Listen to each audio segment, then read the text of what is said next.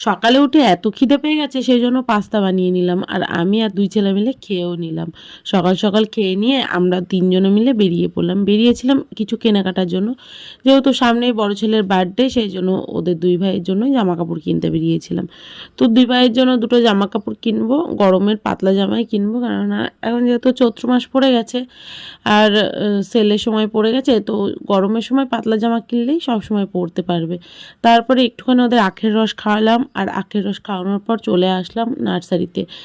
যেহেতু একটাও ফুল গাছ নেই, মানে একটাও ফুল গাছ আমাদের নেই, সেই জন্য ভাবলাম কটা ফুল গাছ কিনে নিয়ে যাই, আমাদের ঘরের ঠাকুরের পুজো দেওয়া হবে আর গাছে ফুলও ফুটবে, দেখতেও ভালো লাগবে। আর আগে না আমাদের অনেক ফুল গাছ ছিল, জানেন তো, এই বাড়িতে না, আমরা যে বাড়িতে আগে থাকতাম সেইখানে। তো যাই হোক, কয়েকটা ফুল গাছ কিনে নিয়ে এসেছি। আর চলুন আপনাদেরকে দেখিয়ে দিই। আর এক্ষুনি উল্টে পড়ে যাচ্ছিল, পারবে না সাইকেল চালাতে, তবুও নিয়ে যাবে জোর জবরদস্তি করে।